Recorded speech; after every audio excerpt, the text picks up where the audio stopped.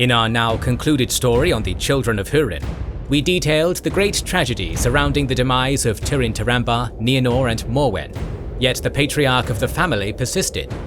The man who had once cried in defiance, Ore Entuluva, day shall come again, even as the union of Maithros crumbled before his eyes, was now a bare husk of the man he had once been. The curse of Morgoth had destroyed his family and brought low the kingdom of Nargothrond and the men of Brethil, among others. Yet the misfortune attached to the House of Hador was not yet at its end. In this episode, we will detail the death rattle of Húrin Thalion and the intertwined fate of the lands of Doriath and Gondolin, bringing to a final, brutal conclusion the doom of this great House of the Edain. Húrin had been released from Morgoth's prison in FA 500 following the death of his children Turin and Nienor under the pretense of Morgoth's pity, as the Dark Lord acknowledged that he had defeated one of his most defiant adversaries. However, as was always his way, the Dark Lord instead hoped that the woe which had befallen the children of Húrin would have poisoned the mind of his captive, and he would facilitate the creation of greater chaos and strife upon whichever path he would now tread, and in doing so, bring low those few who now resisted Morgoth following the Nunnerydd Annuidiad. Unfortunately for the free folk, not even Morgoth himself could have imagined the destruction to follow in Húrin's wake during the final years of his life. Húrin returned to Hithlum and his former home of Dolomin. He was to find a land much changed in his absence. The peoples who had once prospered under his wise rulership were kept beneath the cruel yoke of the Easterlings, led by Lorgan.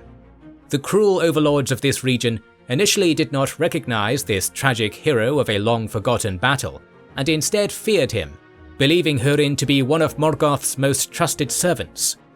Seeing now that the House of Hador lay in ruins, Húrin was forced to turn his back upon the land of his fathers, and he was to be joined by 7 outlaws in his journey south. The company made their way to the Vale of Sirion, where Húrin would abandon his companions and seek out his former lord, Turgon of Gondolin. After searching for an entrance to the city, Húrin soon began to despair, as King Turgon initially kept the entrance closed, as was the strategy which had kept the city hidden throughout the preceding years. This infuriated the aged warrior, whose weariness soon brought anger, as he cried out against Turgon and his hidden city. Unbeknownst to Húrin, this was to bring with it death and destruction of unquantifiable proportions, as he was being watched and had inadvertently revealed the city's general location to Morgoth's spies.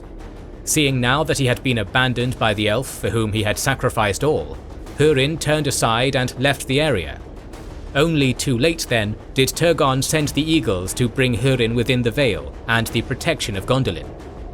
From that day onwards, Morgoth was to set a vigil upon the region, in the hopes of finding a way to raze the last great bastion of defiance within Beleriand to the ground, all inspired by the woe and heartbreak which forever lay upon the House of Hador, almost akin to a funeral shroud. From here, Húrin made his way to Brethil, where he bore witness to the tombstone of his fallen children and the final moments of Morwen's life. This was the final straw for Húrin, who was now engulfed by an all-encompassing fury and sought to enact vengeance upon all those who had failed his offspring. The first group to feel his wrath would be the Haladin, who were now ruled by Hardang, who detested the House of Hador due to the petty rivalries present among the Edain in these days. Therefore, upon Húrin's arrival, Hardang assaulted him, yet even in Húrin's advanced age, he remained a potent warrior and could easily injure Hardang. However, Húrin was taken captive and set to be tried for his crimes at the 301st Folkmoot of Judgment. The crimes he was charged with included the wounding of Hardang, ungrateful and discourteous conduct towards the guards who had found him in Halthen Aleth, and entering Brethil to slay Hardang at the behest of the Lord of Angband. However, Manthor, the captain of the guard and master of the North March, who had befriended Húrin following his discovery at the Halthen Aleth and during his imprisonment, would speak on Húrin's side. Therefore Hardang, who sat upon the Angbor or Doom Rock alongside his lieutenant Avrank, would argue at length with Manthor and Húrin, with the opinion of the Haladin swaying between both sides as the trial continued. Manthor conducted an eloquent defense on Hurin's behalf, culminating in the accused's heartfelt testimony. He would speak of the deaths of his wife and children having drawn him to the grave and brought half of those gathered to his side. The trial results were to bring further bloodshed to the Forest of Brethil, as a civil war of sorts among the Haladin erupted. The Hall of the Haladin was razed to the ground, with Hardang and Avrank barely emerging from the flames with their lives, only for the fleeing chieftain to be struck down by a spear lodged firmly between his shoulder blades. With his death ended the line of Haldad, and most of the survivors were to follow Hurin, who now led them towards the ruins of Nargothrond, seemingly abandoned following the death of Glaurung. However, unbeknownst to those who had made their way to the desolate shell of a once mighty elven kingdom, the halls of Nargothrond had not been entirely abandoned. For now, the caves were occupied by Mim, the petty dwarf, as he had claimed the great hoard of Glaurung following the dragon's death at Turin's hand. Hurin, facing the dwarf who had caused much misfortune to his offspring, was filled with great anger. The father of Turin then asked the dwarf to reveal his identity in order to confirm the subject of his anger, and this exchange was to seal the doom of the last of the petty dwarfs. "I am Mim, and before the proud ones came from over the sea, dwarves delved the halls of Nuluk-Hisdin. I have but returned to take what is mine, for I am the last of my people." "Then you shall enjoy your inheritance no longer," said Hurin. "For I am Hurin, son of Galdor, returned out of Angband, and my son was Turin Turambar, whom you have not forgotten. And he it was that slew Glaurung the dragon, who wasted these halls where you now sit, and not unknown is it to me by whom the dragon helm of Dor-lómin was betrayed." Hurin, entirely overcome with rage and wrath of an insurmountable nature, ignored the desperate pleas of the petty dwarf and slew Mim before the gates of Nargothrond. This drew from Mim a final curse that the dragon horde would bring naught else but woe and misfortune to those who would take possession of it. With Mim's passing, the last of the petty dwarves of Middle-earth went extinct, ending these exiled cousins of Durin's folk for good and all. The details as to who slew the dwarf, the nature of the horde, and the size of the group of outlaws vary in the retelling. Yet the most crucial detail remains. Hurin's band would take the now cursed dragon horde from the halls. The curse upon the horde would soon drive the Haladin who accompanied Hurin mad, and they quickly turned upon one another, with many of them slain on the journey through petty squabbles over the division of the wealth of Nargothrond. The broken Hurin cared little for the wealth he now possessed, and continued on a direct course toward those he blamed most for his family's suffering.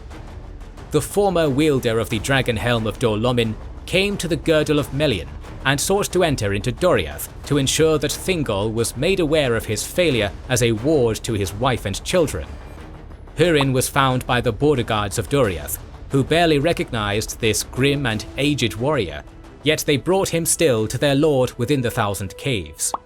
Thingol likewise struggled to recognize Hurin, the man who had once stood at the forefront of what it meant to be of the Edain in the days before all hope had been lost in the struggle against Morgoth. However, the realization of the man who now presented himself to the King of Doriath brought an insurmountable immensity of grief and regret to Thingol. Despite his best efforts, he had failed the House of Hador and allowed its destruction to occur under his stewardship. Thingol's greeting was filled with the respect which should be duly accorded to one of the Edain's finest, returned from years of torture wrought upon him for his efforts against the Dark Lord. Yet Hurin remained silent and reached within his tattered, dirty cloak to bring forth the greatest treasure of the now cursed horde of Nargothrond, for he presented to the King of Doriath the Nauglamir. This dwarven-forged necklace had been presented to Finrod Felagund many years prior. Its majesty was clear to all those gathered, yet the intent behind the gifting of such a fine piece of jewellery was only matched by the vile curse which lay upon it due to Mim's final words. Hurin handed the necklace over to the man who had once taken his children as wards and seen to the safety of his much-beloved wife by casting it at the king's feet. "Receive thou thy fee," he cried, "for thy fair keeping of my children and my wife." Thingol's gaze was then cast upon the jewel, which now lay upon the floor of the Thousand Caves, and although he understood the gravity of the item presented to him, he also understood the intent behind such a gift. Thingol displayed a great degree of pity, and restrained the anger which would ordinarily have accompanied such a demeaning act committed by Húrin against one of the great elven kings. Before the situation could be further escalated through the scorn which had at this point overtaken the father of Turin, Melian, in her great wisdom, spoke. "Húrin Thalion, Morgoth hath bewitched thee. For he that seeth through Morgoth's eyes, willing or unwilling, seeth all things crooked. Long was Turin thy son fostered in the halls of Menegroth, and shown love and honour as the son of the king. And it was not by the king's will nor by mine that he never came back to Doriath.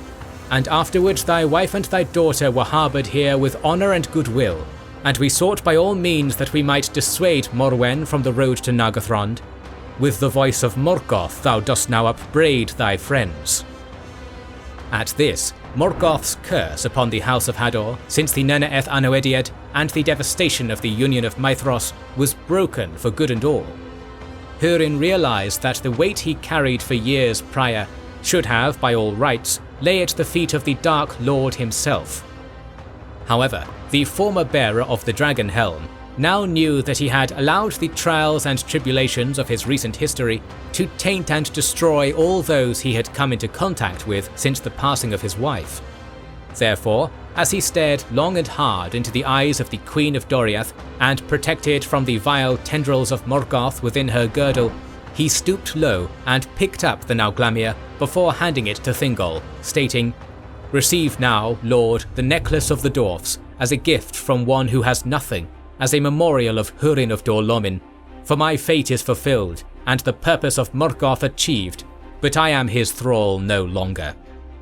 Following this final candid interaction with the King of Doriath, Húrin turned his back on the Thousand Caves and never returned to the girdle. None stood willing to stop him, or even ask where he intended to go, for the weight of woe upon his shoulders was one none of the kingdom could bear. Nor did any of the people of Doriath take note where Húrin was now headed. This was to have devastating consequences, as Húrin, now devoid of purpose and desire to continue his existence in the absence of his wife and children, found himself in despair. In this lowest moment, the patriarch of the House of Hador decided upon his final course. Rather than bring further suffering upon those he encountered, Húrin cast himself into the Western Sea and ended the life of the mightiest warrior of the Edain. Yet despite his efforts, his final actions, influenced by Morgoth's vile taint, were to have devastating consequences for the Kingdom of Doriath, which had welcomed his kin with open arms. Thingol gazed upon the Nauglamir, and his thoughts were drawn towards the Silmaril that Beren and Luthien had brought to his kingdom. For in these days, the dwarves still made their way from Nogrod in great companies through the Kingdom of Doriath, and thought was hatched within Thingol's mind that the Silmaril could be attached to the Nauglamir. While the lust of the dwarfs was initially brought to the forefront of their thoughts by the combined view of the Nauglamir and Silmaril, they initially agreed to the works. Yet such lust among Durin's folk was only ever temporarily satiated. However, this is a tale for our next video on the history of the First Age, which will focus on the destruction of Doriath and the early inroads made by Morgoth precipitating the fall of Gondolin. The next few videos in this series will be dedicated to the last desperate battles of this age before the sundering of Beleriand in the War of Wrath. But we're planning to cover the battles of many other fantasy, sci-fi and space opera universes, so make sure you have subscribed and pressed the bell button. Please consider liking and sharing, as it helps immensely, and don't forget to comment. We'll try to read and respond to every comment, as we want to know what you think about this video and which videos you hope to see in the future. This is the Wizards and Warriors channel, and we'll catch you on the next one.